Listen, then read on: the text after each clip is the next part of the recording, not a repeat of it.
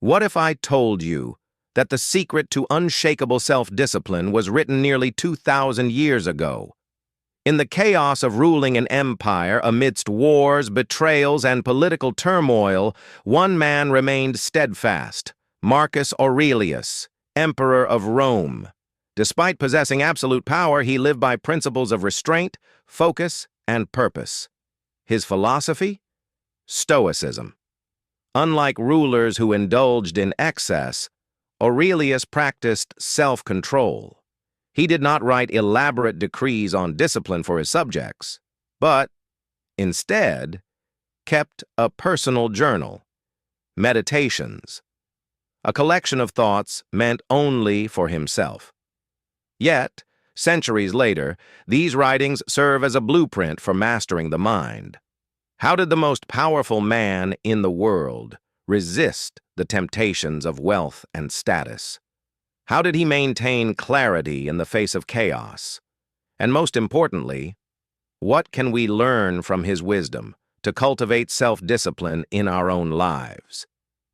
The answers lie within his words, timeless lessons that challenge us to rise above distraction, overcome inner weakness, and take full control of our actions. Let's explore the Stoic path to self-mastery. Control what you can, let go of what you can't. You have power over your mind, not outside events. Realize this, and you will find strength. Marcus Aurelius. One of the biggest enemies of discipline is distraction and stress over uncontrollable factors. Too often we waste energy worrying about things that are beyond our influence. Unexpected delays, other people's actions, or external circumstances. Instead of fixating on these, we should redirect our focus toward what we can control: our thoughts, actions, and responses. The power of perspective. Imagine getting stuck in traffic on the way to an important meeting. You have two options. You can fume in frustration, honk your horn, and let anger ruin your mood. Or you can use the time productively. Listen to an audiobook, practice deep breathing, or plan your next steps. The situation is the same, but your reaction changes everything. This simple shift in mindset is the essence of Stoic philosophy.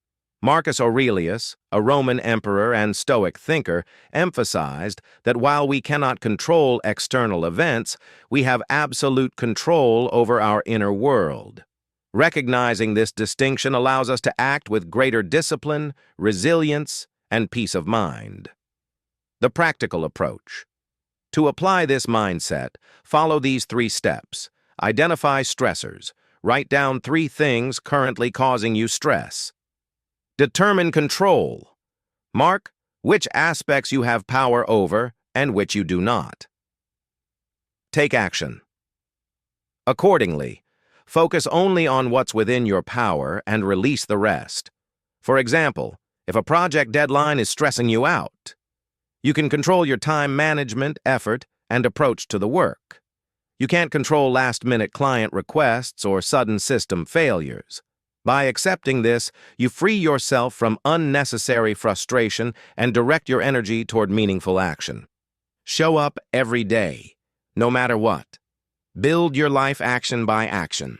The biggest reason people fail isn't lack of talent, it's lack of consistency. Talent is valuable, but without steady effort, it remains untapped potential. Success isn't about one big breakthrough. It's about small, repeated actions that accumulate over time. Consider 2 musicians. One practices daily, even when uninspired. The other only plays when motivation strikes. Over months and years, the first musician improves steadily, while the second remains stagnant. The difference? Not talent, but consistency. Motivation is unreliable. It comes and goes. Discipline, however, is built through routine. A strong routine removes the need to constantly feel like doing the work. When showing up becomes automatic, progress is inevitable. How to build consistency: create small daily rituals. Start with a manageable habit that signals it's time to work. A writer might light a candle before writing. An athlete might stretch before training. These rituals condition your brain to expect and embrace the task. Set low-bar goals. Aiming too high too soon leads to burnout. Instead of saying, "I'll write a book," commit to writing 100 words daily. Instead of, "I'll get in shape," aim for 10 minutes of exercise. Small wins build confidence and momentum. Track progress. Seeing improvement fuels motivation. Whether it's a checklist, an app, or a simple journal, tracking your progress reinforces the habit. This is the core of James Clear's atomic habits, identity-based habits. If you write daily, you become a writer. If you practice daily, you become a musician. The real battle isn't against competition, it's against your own excuses. Every day, your mind will offer reasons to skip the work.